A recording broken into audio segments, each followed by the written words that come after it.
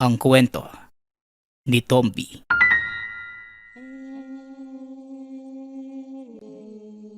Ang kwentong ito ay hango sa totoong buhay. Mula ito sa isa nating tagapakinig.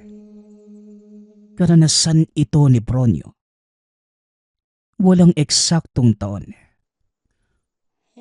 Probinsya ng Iloilo.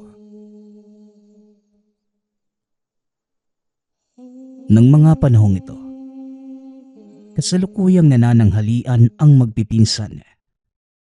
Kakatapos lamang maibenta ang mga alagang baka dahil piyesta sa lugar ng mga sandaling yon. Insan, hindi pa ba tayo bibili ng baka? Wala na tayong maibebenta sa mga tao sa susunod na araw eh. Huwag kang mag-alala, bibili talaga tayo. Mamaya na pagkatapos kumain. Masyado ka namang nagmamadali. Kakaiba yung karne ng baka natin oh. Hindi gaanong katabaan, pero siksik sa laman. Natuwa nga yung alkalde sa bayan kasi ilang oras lang yung tinagal ng pagpapalambot. Bibili daw siya sa susunod na buwan para naman sa karawan ng anak niya. Tandaan nyo ha, makakalimutin pa naman ako. Siya nga pala. Yung katayan hindi ba natin isasara? Mas kumikita kasi tayo dito sa baka eh. Kahit ilang buwan yung hihintayin bago makabenta. Ang katayan bihira na lang. Paano kasi yung mga tindero at tindera na mga karne eh? Natuto ng mangatay. Sila-sila na lang yung gumagawa. Pag-uusap ng magpipinsan. May-ari ang tatlo ng katayan sa lugar. Ngunit sa paglipas ng panahon kumukuha na lamang ang ibang nagbebenta ng karne ng sariling matadero. Kaya umaabot sa puntong hindi na kinakailangan ng iba ang kanilang serbisyo. Wag na muna. Kahit papano kumikita naman yung katayan eh. Bihira nga lang pero ayos na yun. Mapapakinabangan pa rin. Uy Kael, yung sinasabi mong makakamura sigurado ka ba? Bala ko sanang bumili ng 5 hanggang 10 baka. Ipapares-pares natin. 5 babae, tapos 5 lalaki. Kung hindi aabutin pwedeng mababa yung bilang ng lalaki. Mas mahalaga yung babae. Yun yung magpaparami sa atin. Wika ni Pronyo. Oo naman. Kilala niyo si Mang Fernando? Yung matandang bulag yung kanang mata. Nakatira sa bundok. Kapag kasi lagpas 10 yung bibilhin, may libreng 1 baka. At isa pa, mapagkakatiwalaan yun. Malulusog yung mga alaga niya. Hindi nga yun nagbebenta kahit sinisipon lang yung baka eh. Nagbibigay rin yun ng payo para sa wastong pag-aalaga. Ayos pala yan eh. Sige, puntahan natin mamayang hapon ha. Tinoy, bilhan mo ng gasolina yung sasakyan ha. Magdadala tayo ng truck. Para kung makabili tayo maiuuwi natin kagad. Wika ni Pronyo. Pagsapit ng hapon pinuntahan nila ang tahanan ni Mang Fernando. Nahirapan iakyat sa bundok ang minamanehong truck. Kaya iniwanan na lamang sa ibaba. Maging sila, hindi halos makarating sa itaas. Masyadong matarik. Naglalakihan pa ang mga bato sa daan. Kung hindi matibay ang mga paa, isang maling pag-apak ay madudulas at gugulong pa ibaba. Puro reklamo ang inabot ng magpipinsan pagdating sa mismong bahay ng matanda. Siraulo ka talaga, Kael. Hindi mo man lang sinabi na pahirapan makakit sa bundok na to. Kinapos ako ng hininga. Wika ni Tinoy. Alam mo Kael, kahit kailan tarantado ka talaga eh. Kung sinabi mong ganito yung aabuti natin, hindi na lang sana tayo tumuloy. Parang ikamamatay pa nga natin yung pagpunta rito eh. Yan na ba yung tahanan ni Mang Fernando ba yun? Oo, ito na nga. Kung sasabihin ko kasi na ganito yung sitwasyon ng daan, sigurado kung hindi na kayo tutuloy. Sa katunayan, Iilan lang yung pumupunta rito eh. Uy, yun na pala si Mang Fernando. Oh. Magandang hapon po. Wika ni Kael.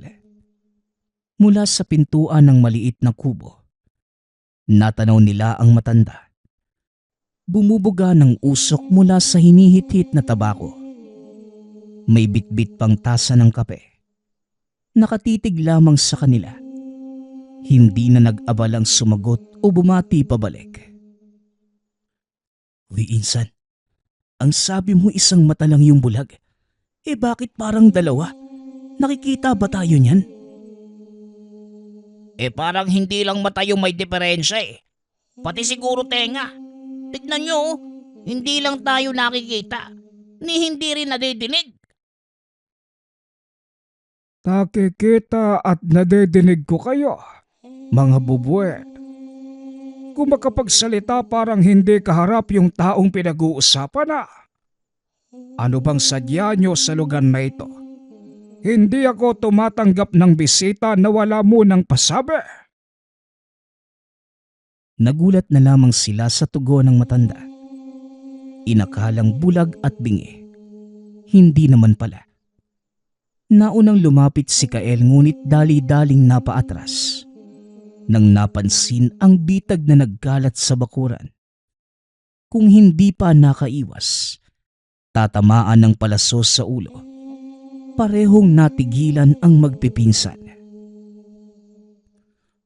Isang maling hakbang pwede nang ikamatay. Sumagot ka kayo. Ano ba ang ipinunta nyo rito? Hindi naman kayo mukhang naligaw dahil binanggit nyo pa yung pangalan ko. Ang kaso lang, hindi ko nga kayo kakilala. Nandito lang po kami para bumili ng baka. Kilala ka po namin eh, Mang Fernando. Ang totoo niyan, walang hindi nakakakilala sa iyo doon sa sityo namin. Lalo na sa mga negosyante ng hayop ang pinagkakakitaan.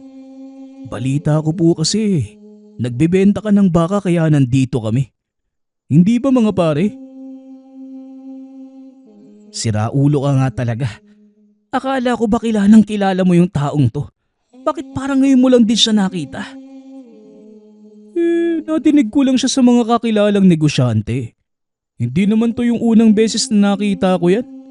Ilang ulit na doon sa pamilihan. Sumay na nga lang kayo para makabili na tayo ng baka. Baka-baka mo. May mga alaga ako sa likod. Sakto ang dating nyo. Kailangan ko na silang ipagbili. Hindi na sila kasya sa kulungan. Sigurado ba kayo na sa akin kayo bibili? Hindi ako makakapayag na ibabalik ang mga baka sa oras na mabayaran. Wala akong panahon para sa lokohan. Kung magkakasundo po tayo sa presyo at kondisyon ng baka, sigurado po kaming bibili. Pwede po bang makita yung mga hayop, Manong? Sumunod sila kay Mang Fernando. Sa likuran ng tahanan, bumungad ang malaking kulungan. Siksika na ang mga baka sa sobrang dami. Maliban dito, wala nang ibang alaga ang matanda. Malulusog ang mga ito. Unang tingin pa lamang halata ng malaman. Kagad nilang pinag-usapan ang presyo at iba pang bagay. Nagkasundo dahil walang maraming tanong si Mang Fernando. Isa-isang inilalabas ang mga baka na napiling bilhin. 10 ang kabuuang bilang. Sakto naman ang halagang dala para mabayaran ang ganito karami. Paswerte kayo at maayos ang timpla ng ulo ko ngayon. Dahil kung hindi, mataas ang presyong maaabutan nyo. Siya nga pala, bago ko makalimutan, meron kayong libreng isa. Wika ni Mang Fernando. Hinila nito mula sa hiwalay na kulungan ang kulay puting kalabaw na ilang buwan pa lamang ang gulang. Nagtaka naman si Pronyo dahil sa kanya ito lumapit. Tiningala siya. Hinagod-hagod na lamang niya ang ulo. Aba, ayos. Nagustuhan ka ng kalabaw. Alagaan mong mabuti dahil malaki ang pakinabang niyan. Hindi mo makikita sa ngayon. Pero balang araw, magugulat ka na lang sa itutulog. O siya, lumakad na kayo bago pa tuluyang sakupin ng dilemang paligid. Mahirap makababa ng bundok lalo na kung gabi. Sige po Manong, lalakad na rin kami. Maraming salamat sa mababang presyo at libreng ito ha. Gabi na nang makarating sa tahanan. Kagad inilagay sa kulungan ang mga baka pagkatapos matalian. Kaso nga lang, kaso napansin ni Pronyo ang kalagayan ng isa. Yung libreng kalabaw, walang tigil sa pag-atungal. Lumulundag-lundag sa kinalalagyan. Hindi mapirme kahit anong pagpapatahan. Binigyan ng makakain at maiinom, subalit ayaw pa rin. Pinakawalan na lamang at hinayaang gumalaw sa buong lugar. Sa pamamagitan nito, doon lamang naging kalmado. Kakarating lang sa atin pero perwisyo kagad ang atid ah. Sinabi pa ni Mang Fernando na mapapakinabangan. Ngayon pa nga lang parang ang sarap ng katayin yan eh. Ang likot saka ang ingay. Hayaan mo na, baka naninibago pa sa paligid eh. Mauna ka na pala sa loob ha. Tulungan mo na lang si Kael sa pagdidiskarga ng mga baboy doon sa katayan. Mabuti nga may nagpakatay ngayon eh. Siguraduhin yung maayos na may tatali ha. Kapag nakawala, malaking halaga yung papanagutan natin. Lagpas 50 kilo pa naman yung mga yan. Oo na, kami na yung bahala doon. Madali lang naman yun eh. Maiwan na kita rito ha. Nang si Pronyo na lamang mag-isa, tinatupag ang muling pagsuri sa tali ng mga baka. Inayos na rin ang nawawagwag na sako ng damo sa tabi. Pagkatapos, pinagmasdang mabuti ang mga alaga. Hindi mapigilang mapangiti sa muling pagdami ng mga ito. Hindi nagtagal. Napalingon ito nang makaramdam ng mabigat na presensya. Kaba ang inabot nang makitang nakatayo ang puting kalabaw. Nanlilisik ang mga mata. Parang tao pa ang pormahan ng pagtayo. Kagad naman itong bumalik sa ayos ng mahampas ng walis. Diretsyong naglakad sa pinakadulo at sumalampak sa lupa. Lintik na kalabaw yun ah. Akala ko pa naman demonyo na. Bigla pa namang tumayo. Grabing ka ba yun? Wika ni Pronyo. Hindi makapaniwalang nakatingin sa baka habang hinahagod-hagod ang kabadong dibdib. Dali-dali na itong lumabas ng bakahan at saka nagpunta sa tahanan. Hindi mapakali sa nangyari. Sinilip ang baka at gano'n na lamang ang takot nang makitang titig na titig ito sa kanya. Nako, sinasapian yata yung kalabaw na to. Hindi kaya nilibre kasi may sapi. Nako, delikado kapag nagkaganon. Ibinuntong hininga na lamang ang takot. Sinarili ang naiisip tungkol sa kalabaw. Hinintay ang pagbalik ng mga pinsan para masabihan. Pagkarating ng mga ito, pinuntahan nila ang kalabaw kaso umaakto itong normal. Hindi katulad kanina na halos mahimatay si Pronyo sa pananakot. Tahimik lamang na kumakain ng damo. Pagkatapos ay nakihalubilo sa iba pang mga alaga. Ako, gawa lang siguro ng pagod yan, Pronyo. Kung may sapi yung baka kagaya ng sinasabi mo, sana kanina pa tayo inatake. Tignan mo nga ang ayos-ayos ng kondisyon. Tara na nga sa bahay. Baka inaanto ka lang insan. Matulog na rin tayo dahil maaga pa bukas sa katayan. Ipinagkibit balikat na lamang din ni Pronyo. Inisip na baka nga tama ang mga ito. Sa sobrang pagod ay namamalikmata na. Nang sumunod na araw, naging abala ang magpipinsan. Pagkatapos sa katayan ay dumidiretso sa bakahan. para maipastol ang mga ito. Si Pronyo ang nagbabantay sa bakanting lote, samantalang si Nakael at Tinoy naman nagpunta ng kagubatan para manguha ng talahib at iba pang dahon na pwedeng ipakain sa baka. Habang nakaupo sa mga lilim ng puno, napansin niya ang puting kalabaw. Sa dami ng mga nakapastol sa kapatagan, nangingibabaw ito. Ito lamang ang purong puti sa lahat. Hindi maiwasan ni Pronyo na makaisip ng masama. Pakiramdam niya, may sapi talaga ito. Pinagmasdang mabuti at umiwas ng tumingin din ito sa kanya. Pambihirang kalabaw to. Kakaibang kakaiba ka talaga eh. Pero syempre hindi ka naman pwedeng katayin. Malamang ko lang na may sapi ka. Patay ka talaga sa akin. Pagkabalik ng tingin, ganun na lamang ang reaksyon ng magwala ang lahat. Sinuwag ang isa't isa. Ang iba ay nagrambulan.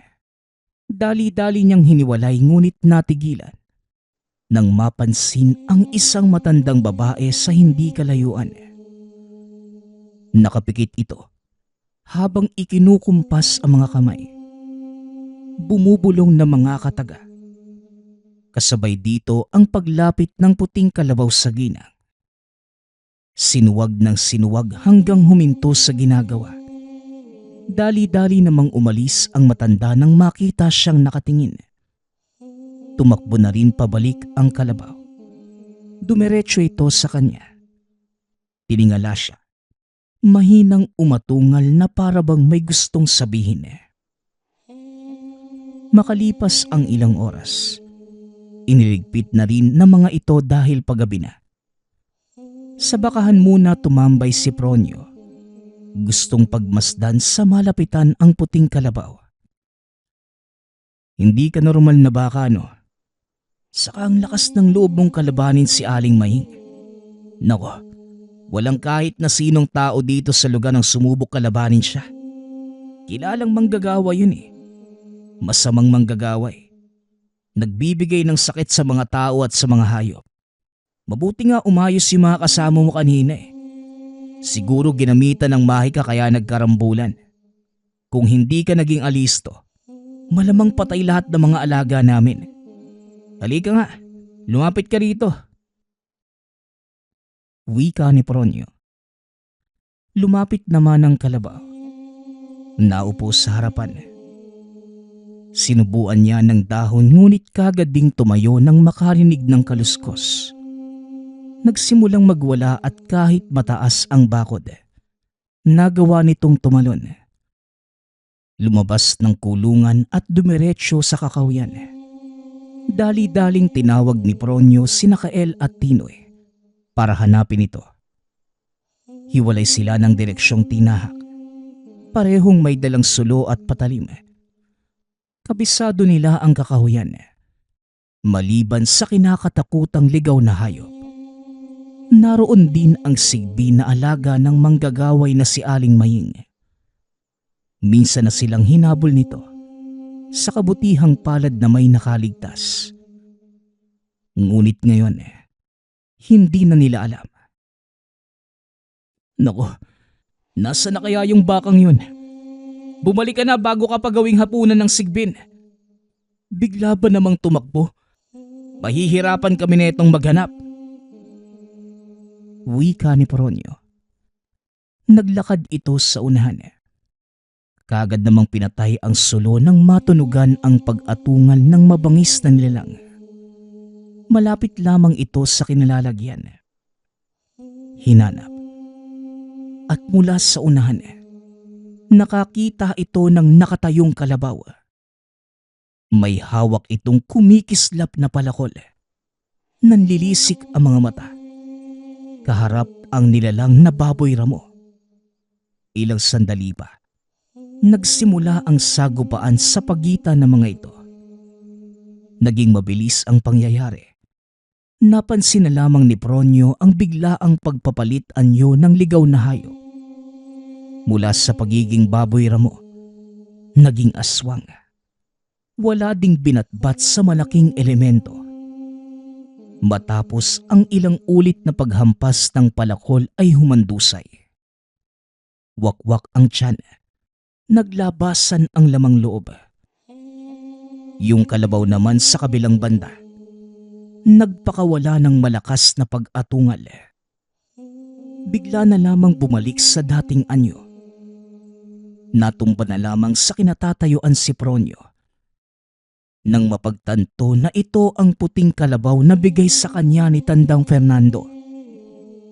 Gulat na gulat, hindi makakilos. Nasundan na lamang ito ng tingin habang kalmadong naglalakad pabalik ng tahanan. Pronyo, ginagawa mo dyan? Ang ayos ng pagkakasalampak sa lupa. Anong nangyari? Parang nakakita ka ng aswang. Nakasalubong mo yung sigbin oh. May aswang! Napasigaw nang makita ang nakabulagtang aswang sa unahan.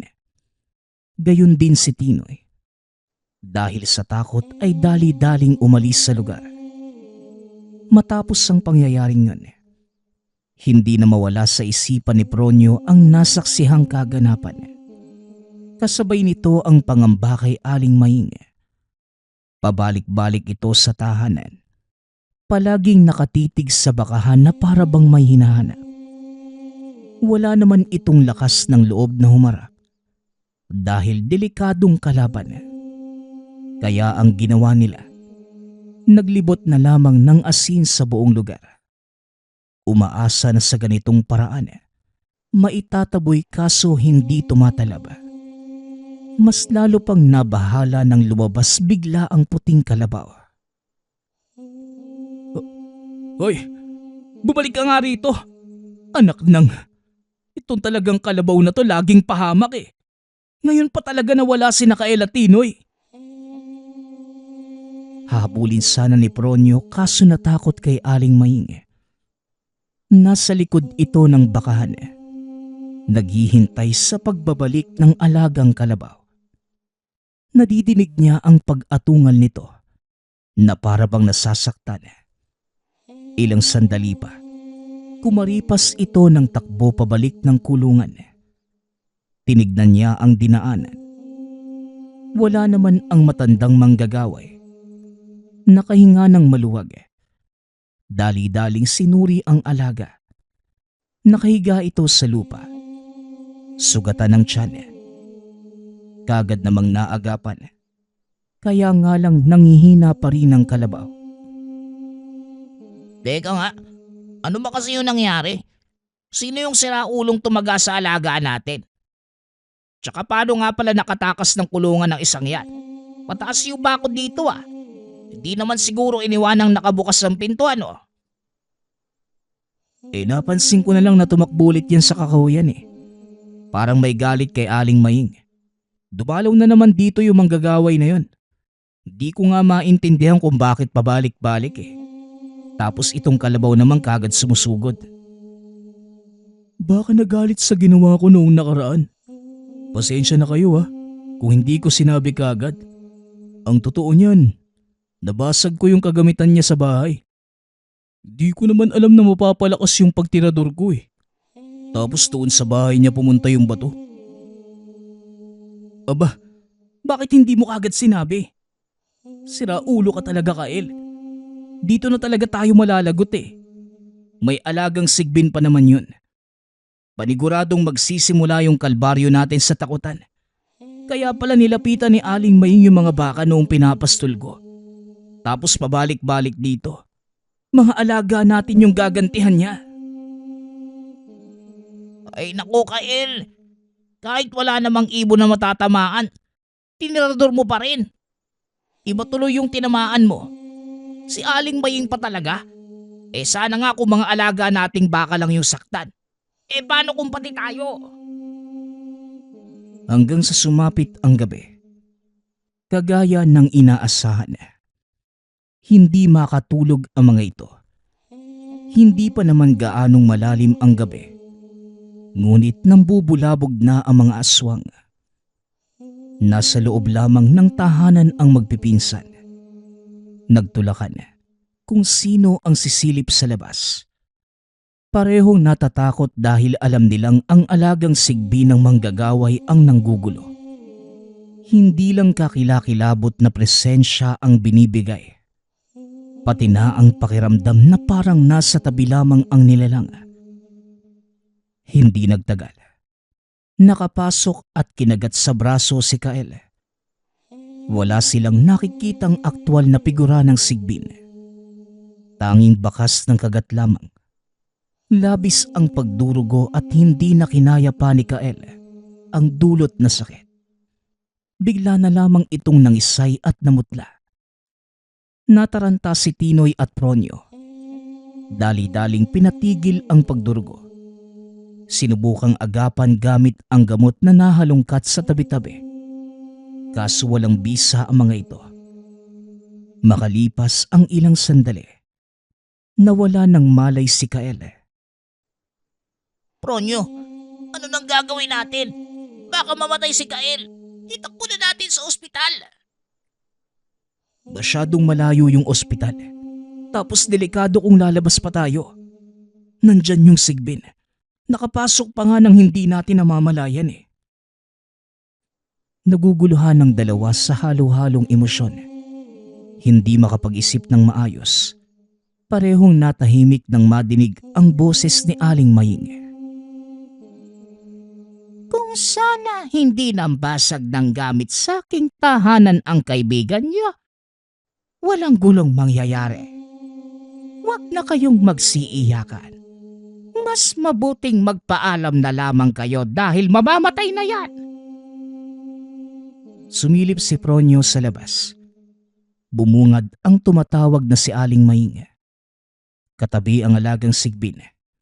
Napako ang tingin sa nilalang dahil sa taglay nitong itsura. Kasing tangkad ng asong kalye. Nakaliyad. Mababa ang mga paa sa unahan kumpara sa likod. Nakalabas ang pangil. Naglalaway at nanlilisik ang mapupulang mga mata. Nanginginig na lamang sina Pronyo at Tinoy habang sinisilip ang mga ito.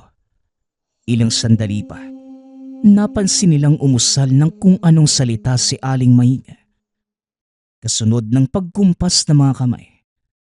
Ilang sandali pa, napabaluktot si Tinoy nang maramdaman ang pananakit ng tiyan. Nagsisigaw at namimilipit sa sakit. Tama na! Tama na ho, Aling Maying! Maawa ka sa amin! Pakiusap! Naluluhang nakikiusap. Kaso hindi pinakinggan ng manggagaway. Ilang sandali pa ang lumipas. Kumilos muli ang sigbin. Sa isang kurap ay nasa harapan na ito. Dahan-dahang gumapang palapit. Ngunit hindi na nakahakbang. Nang marinig ang pag-atungal ng kalabaw.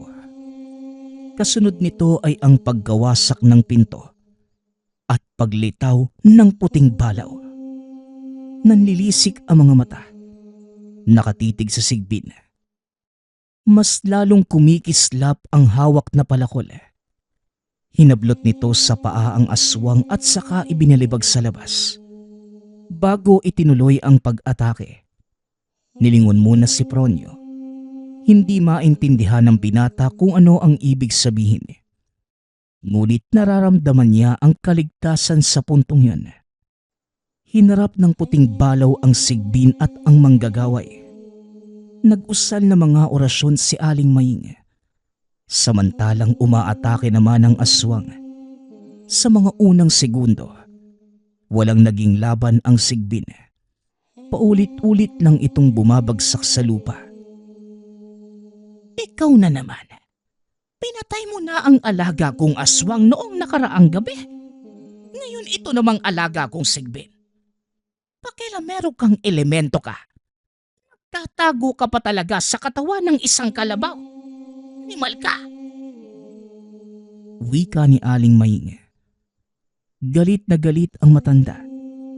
Muli itong nag-usal ng orasyon. Kaya nga lang wala itong laban sa lakas ng balaw. Tumilapon ng mahambalos ng palakol. Tuluyang natapos ang buhay. nang tuluyang maputol ang ulo ng manggagaway.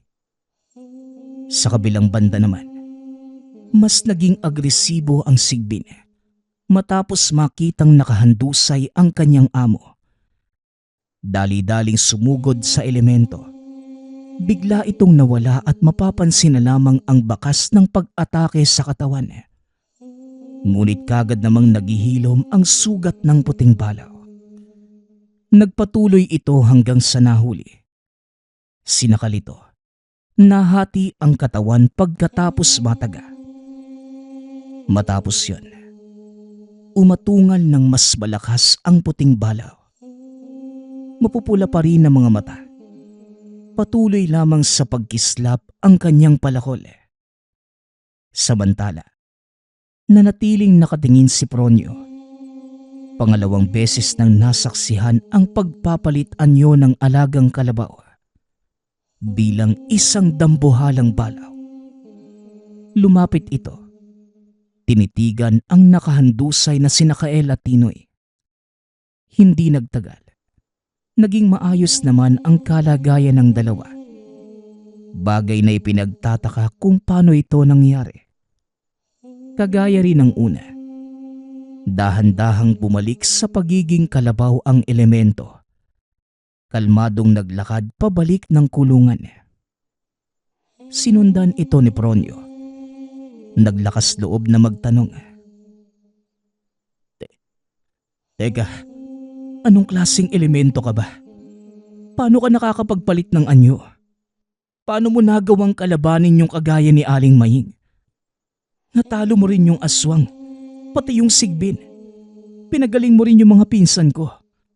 Sino ka ba talaga? Ano ka ba talaga? Sunod-sunod na katanungan ni Pronyo. Kaso wala itong natanggap na kasagutan. Abala lamang sa pagkain ng damo ang kalabaw.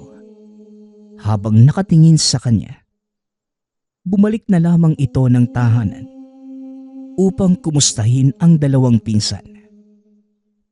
Ngunit kinabukasan, nagulat na lamang ang tatlo. Nang malamang wala na sa kulungan ang puting kalabaw, ginalugad pati kakahuyan at kabahayan. Kahit saang dako maghanap hindi na matagpuan. Naisip ni Pronyo na puntahan si Mang Fernando para magtanong. Ngunit pagdating doon, ang mismong puting kalabaw ang sumalubong sa kanya. Paanong, Mang Fernando, paano po ito napunta dito? Kinuha niyo po ba? Nasa bahay lang to kagabi. Umuwi siya dahil tapos na ang misyon niya. Napuksa na ang manggagaway at ang mga alagang aswang. Yun lang naman ang sadya ng kalabaw na ito sa inyo. Napansin ko ang enerhiya ng aswang na kumapit sa kaibigan mo. Yung kulot yung buhok. Kaya ang kalabaw na yan ang ginawa kong libre. Pero hindi ibig sabihin sa inyo na talaga. Papalitan ko. Pumili ka na lang ng iba basta wag yan. Teka lang po, Mang Fernando. Anong klase nila lang po ba talaga yung kalabaw na yan? Bakit kaya niya pong magpalit ng anyo? Bata, maraming bagay sa mundo ang mahirap paniwalaan at intindihin. Kaso ang tanong mo, hindi ko pwedeng sagutin. Mas mainam na manatiling palaisipan sa iyo ang tunay na katauhan ng kalabaw na ito. Nang sa gayon, maprotektahan ang pagkasino ng nilalang. Ipangako mo rin na wala ni isang makakaalam. Ituring mo itong lihim sa pagitan nating dalawa. Tugon ni Mang Fernando. Napabuntong hininga na lamang si Pronyo. Hindi na kinulit pa ang matanda. Sinunod ang sinabi nito. Sa huling pagkakataon, niyakap ang puting kalabaw. Nagpasalamat sa ginawang pagprotekta sa kanilang magpipinsan laban sa masamang manggagaway. Wala mang malinaw na kasagutan sa mga tanong. Sinarili na lamang ang lahat ng nasaksihan. Alang-alang sa tunay na katauhan ng nilalang.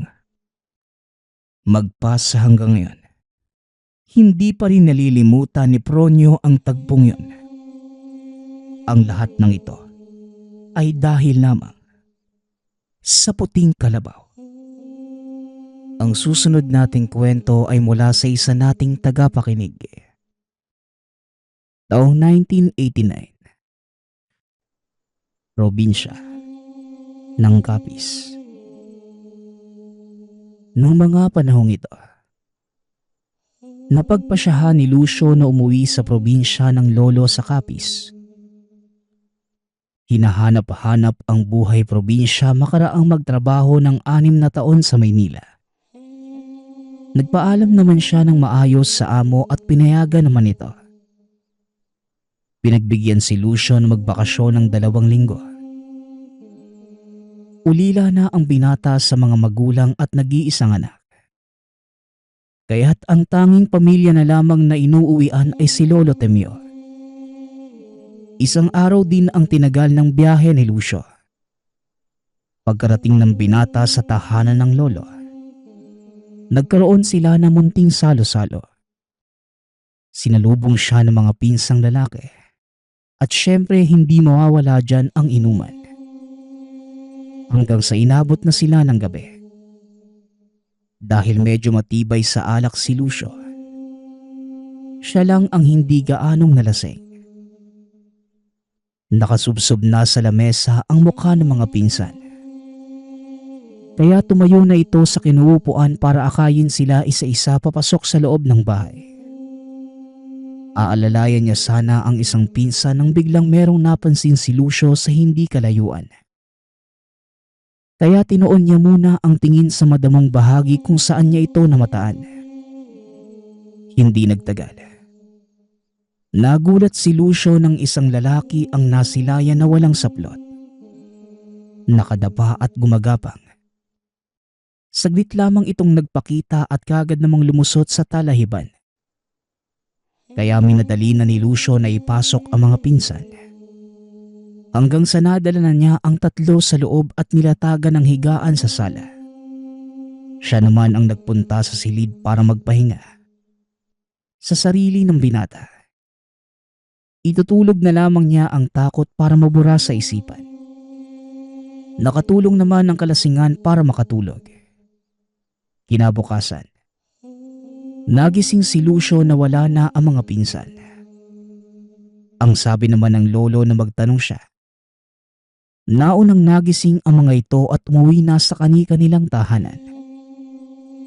Habang nag-aalmusal sila ng lolo, natanong niya kung totoo bang may aswang. Napahinto naman sa pagkain si Lolo Temyo at napatitig sa kanya ng seryoso. Apo, bakit mo naman natanong yan? Nakita mo siya kagabi ano? Nagtaka naman si Lucio sa sinabi ng matanda.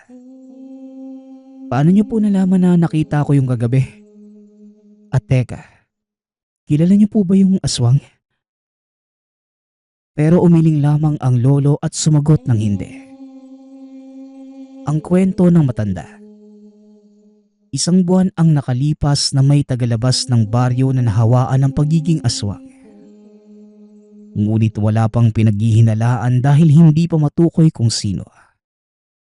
Ngunit madalas, nagpapakita lamang yung aswang sa mga piling tao. Hindi niya lang alam kung anong dahilan. Humingi pa ng dispensa si Lolo Temyo kay Lucio dahil nakalimutan niyang sabihin kahapon ang tungkol sa nilalang. Nagulat ang binata sa narinig. Kaya muli itong nagtanong sa lolo. Ibig sabihin, Lo, punteriya ako ng aswang kaya nagpakita sa akin kagabi? Ano pong gagawin ko, Lo? Sinabi na lang na matanda na maglalagay na lang sila ng pangontra sa bakuran para hindi na makalapit ang elemento. Pinakalma rin siya ng lolo sa pagsasabi ng walang mabibiktima kung walang magpapabiktima. Kaya nung araw na yon, nagtulungan sila sa paglagay ng proteksyon. mapalabas man o mapaloob ng tahanan. Kagaya ng asin, bawang at orasyon. Kahit papano ay may mga alam si Lolo Temyo na dasal pangontra sa masasamang elemento. Nagdaan pa ang isang araw at gabi. Hindi na muling nagpakita ang nilalang kay Lucio. Naisip ng binata na baka bunga nga lang talaga ng kalasingan yun nakita. Sa pagtungtong ng pangatlong araw ni Lucio sa probinsya, dito na nagsimula ang hindi inaasahang pangyayari. Noong araw na yon, niyaya siya ng mga pinsa na maligo sa dagat. Matagal na rin itong hindi nakakababad sa tubig alat, kaya dali-dali siyang sumama. Ang sabi ng pinsan niyang si Potpot ay meron itong bangkang hiniram sa biyanan. Yung biyanan niya ay isang mangingisda. Tuwing gabi pa naman ito nanguhuli kaya yon ang gagamitin nila para lakbayin ang laot. Bukod sa paglangoy sa dagat, nangisda na rin sila ng mga sandaling yon. Pagsapit ng tanghali, nag-ihaw naman sila ng kanilang magiging ulam. Masaya ang mga ito. Muli nilang naranasan yung dating mga gawaing noong mga bata pa. Pagkatapos ng kasiyahan, nagkanya-kanya na sila ng uwi. Masaya naman ang lahat dahil nasulit nila ang buong araw. Magtatakip silim na ng mga sandaling yon. Habang naglalakad si Lucio ay biglang may tumawag sa kanya. Nakilala niya ang taong ito. Dating kaklase na tawagin na lang natin sa pangalang Jomar. Malaki na ang pinagbago ng itsura ng kaibigan. Noong high school pa sila ay patpating si Jomar. Pero ng mga oras na yon, maskulado na ang pangangatawan. May daladalang bolo na may bahid pa ng dugo. Kaya natanong ito ni Lucio. Masaya ako at nagkita ulit tayo Jomar, matanong ko lang. Bakit parang may duguyang patali mo? Nagkatay ka ba ng hayop? Napangiti naman sa kanya si Jomar. Pinasok na ang bolo sa kaluban o yung tinatawag na lalagyan ng patalim. Tama ka, Lucio. Nagkatay lang ako ng hayop. Isa kasi akong matadero sa lugar na ito. Kinatay ko lang yung 2 alagang baboy ni inay. Piyesta na kasi sa amin sa Makalawa Ano, Lucio? Baka gusto mong makipista sa amin Iniimbitahan mo ba ako, Jomar? Kung oo, sige ba, papayag ako. Sino ba naman ako para tanggihan yung masarap na handa, no? Doon pa rin ba kayo ni Aling Tinang sa bayan? Kakapunta ko pa lang kanina doon Pero wala naman akong nabalita ang piyesta pala doon. Napailing lang si Jomar sa kanya. Ang sabi nito ay matagal na silang lumipat ng lugar. Hindi na sila taga roon at sa kabilang baryo na nakatira. Magkita na lang tayo sa sementeryo, Lucio. Sa Makalawa. Doon na magiging tagpuan natin para madala kita sa aming bagong tirahan. Makikilala mo rin yung kapatid ko. Hindi mo pa nakita yun noon Habang nakangiti sa kanya. Sa hindi malamang dahilan, nakaramdam si Lucio ng kaba matapos masilayan ang ngiti ni Jomar. Pero sinawalang bahala niya lang yon.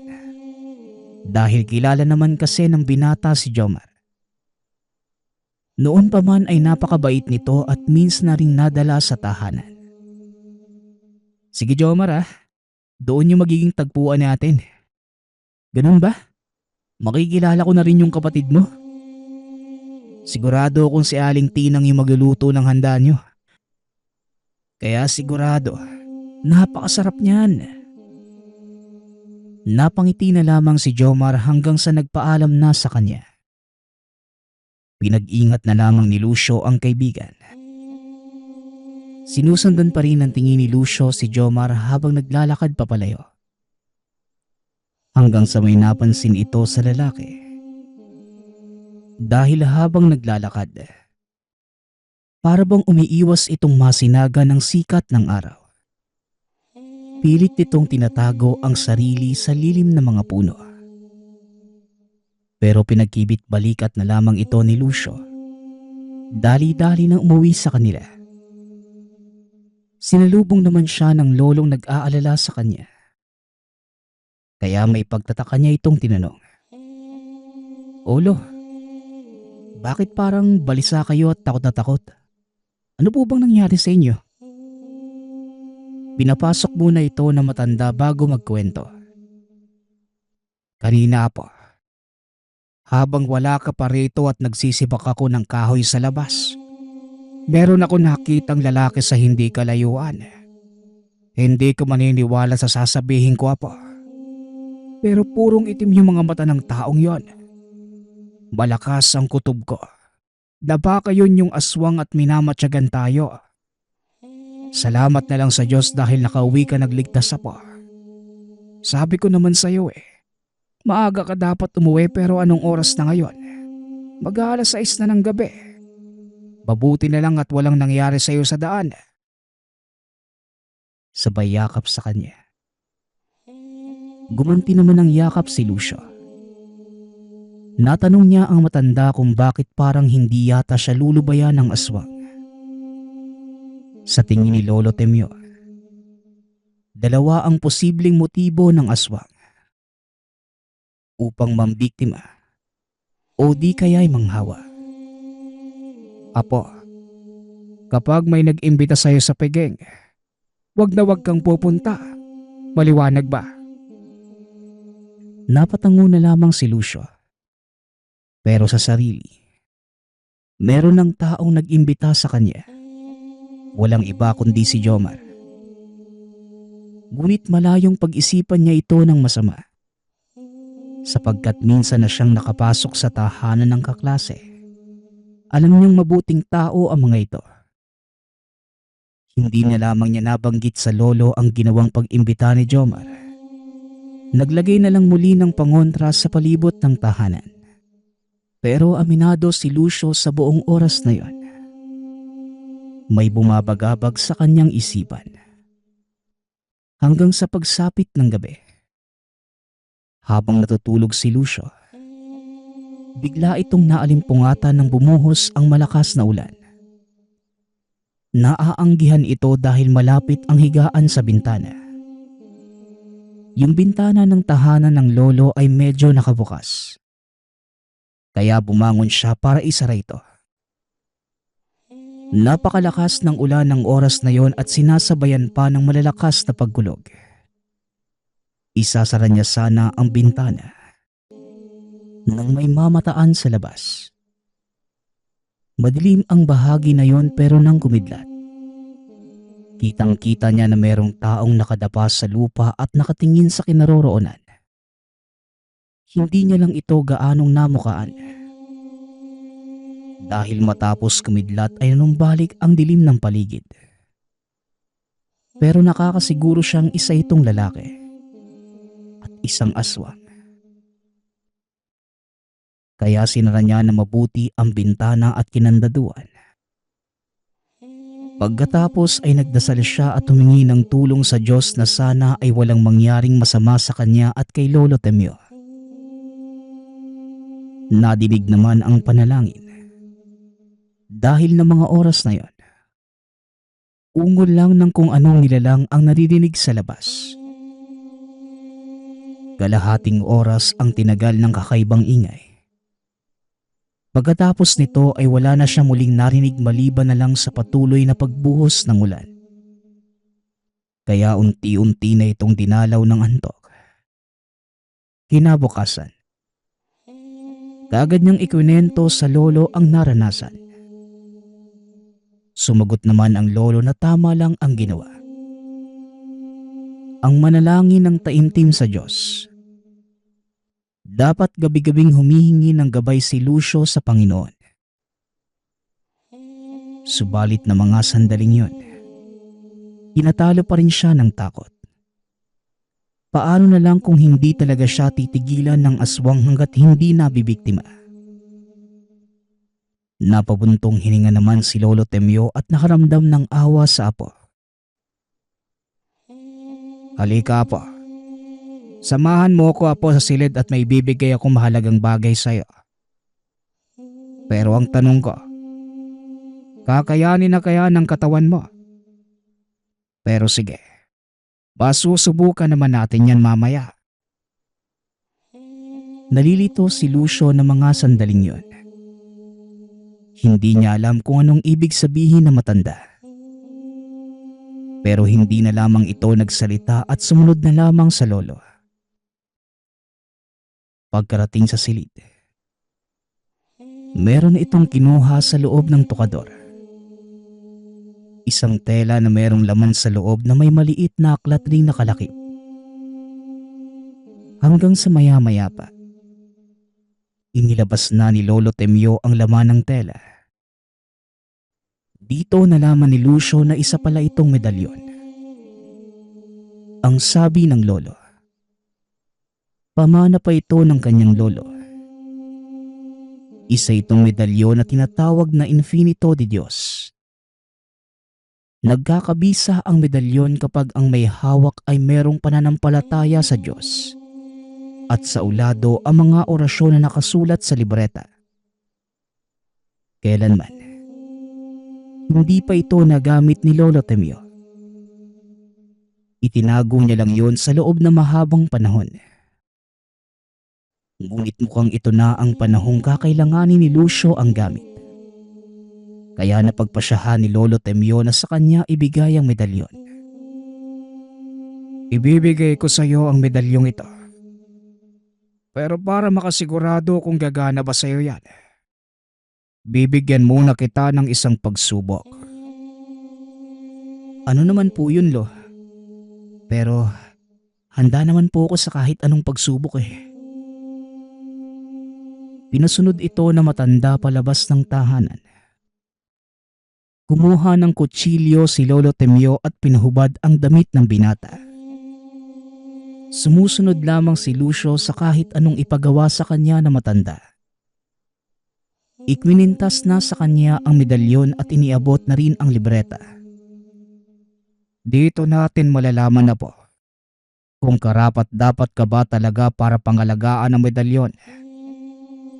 Bibigyan kita ng 20 minuto para isaulo ang isang pahina ng orasyon. Konti lang naman ang nakasulat kaya dapat matandaan mo kaagad. Kapag natapos ka na, sabihin mo sa akin at itatara ko sa iyo ang hawak kong kutsilyo. Dapat nakahanda ka. Kapag bumuo nito, ibig sabihin hindi umubara sa iyo ang agimat. Kung hindi naman, nangangahulugan lang na para sa iyo talaga ang anting-anting. May tiwala ako sa iyo, Apo. Makakapasa ka sa pagsubok dahil alam kong malaki ang pananampalataya mo sa Panginoon. Nakaramdam na matinding kaba si Lucio sa mga narinig. Pero mas pinili niya ang manalig sa itaas. Kaya matapos makabisado at mabigkas ang orasyon, sinaksak ni Lolo Temyo ang kutsilyo sa tiyan. Nagkaroon lamang ng kaunting sugat si Lucio. Ngunit ang kutsilyo ay hindi bumuon sa kanya. Kaya sinabi ni Lolo Temyo na nakapasa siya at napagana ang kapangyarihan ng medalyon. Masayang-masaya naman si Lucio dahil meron na itong proteksyon laban sa masasamang elemento. Nung mga sumunod na araw, mga bandang hapon ay nagpunta si Lucio sa tagpuan nila ni Jomar. Naroon naman ang kaibigan at naghihintay sa kanya. Kaya nga lang, merong naramdaman si Lucio. Umiinit ang medalyon. Naalala niya ang bili na matanda. Kapag nagkaroon ng pag-init ang gamit ay merong masamang elemento sa paligid. Dito niya nakumpirma. Aswang nga si Jomar. Pero sa kanyang sarili ay nagtataka ito kung paano itong nangyari. Ngunit ganun pa man, Sumama pa rin siya para masigurado kung tama ba ang hinala. Mabuti na lang at pumunta ka, Lucio. Marami kaming hinanda ni nanay para sa'yo eh. Napansin ni Lucio na umiiwas sa kanya ang kaibigan. Yung tipong ayaw nitong lumapit sa kanya. Ganun ba, Jomar? Naku, maraming salamat ah. Ako lang ba yung bisita nyo? Kamusta na pala si Aling Tinang? Ayos lang naman si nanay. Oy, ikaw lang, Lucio. Kasi, alam mo naman ako, pili lang ako mag-imbita ng hindi ka mag-anak. Tsaka kung matatandaan mo, di ba? Noong nag-aaral pa tayo, ikaw lang yung nag-iisang kaibigan ko. Tsaka huwag kang mag-alala. May mga kamag-anak pa kaming dadating. Kaya may mga kasalo pa tayo sa pagkain. Akala mo siguro, ikaw lang ang mag-isa na. Inaamin naman ni Lucio na tama ang sinabi ni Jomar. Noong high school pa lamang, sila lang ang magkaibigan sa klase. Parehong mahiyain kaya nagkakaintindihan silang dalawa. Noong makarating na sa lugar, dito natuklasan ni Lucio na liblib pala ang baryo nila Jomar.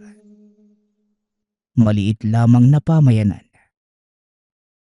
Mga 10 o 15 ang mga kabahayan.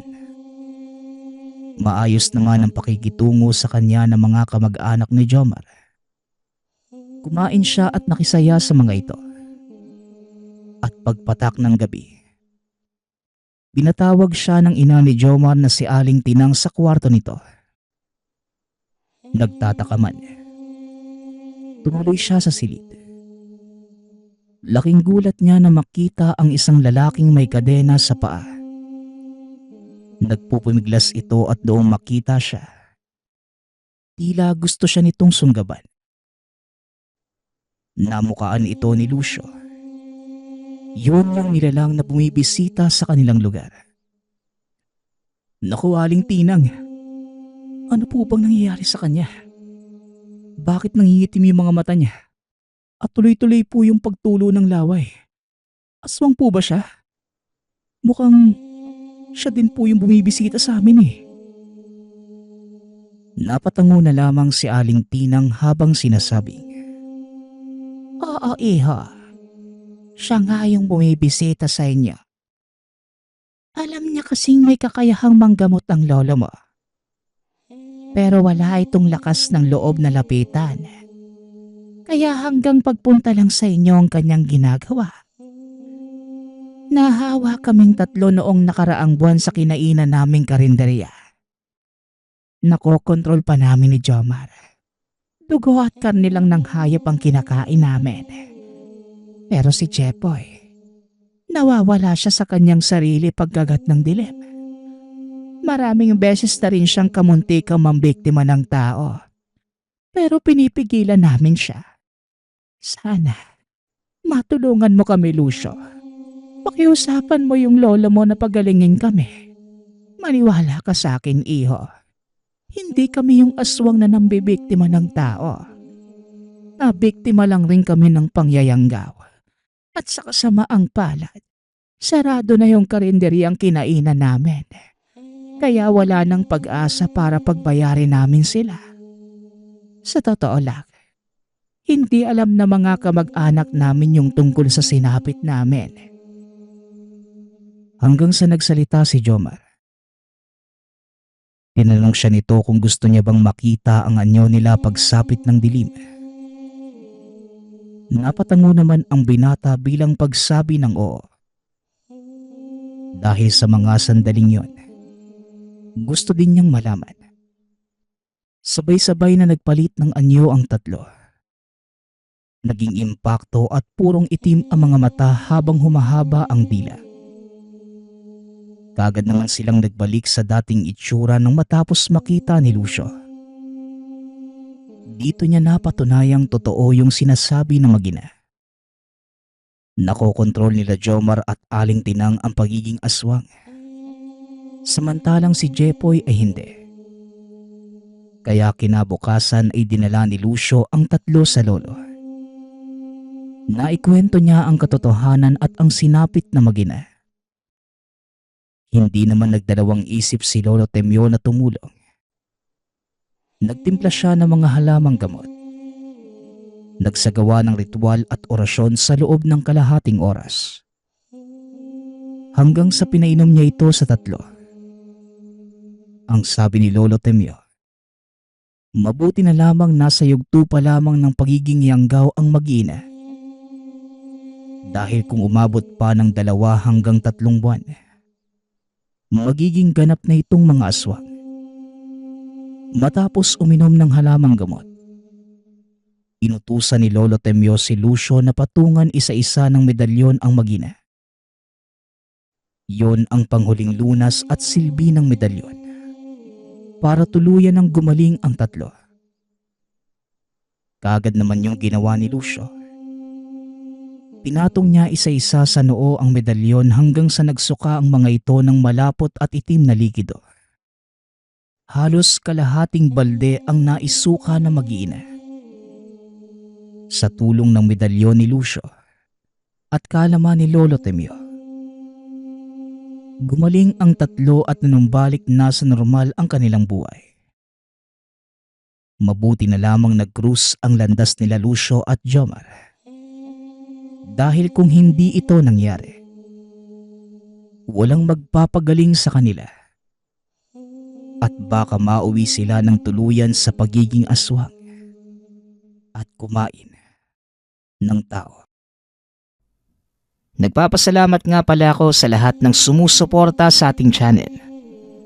Nawa ay patuloy niyong suportahan at pakinggan ang ating mga kwento. Hanggang sa muling pakikinig. Paalam.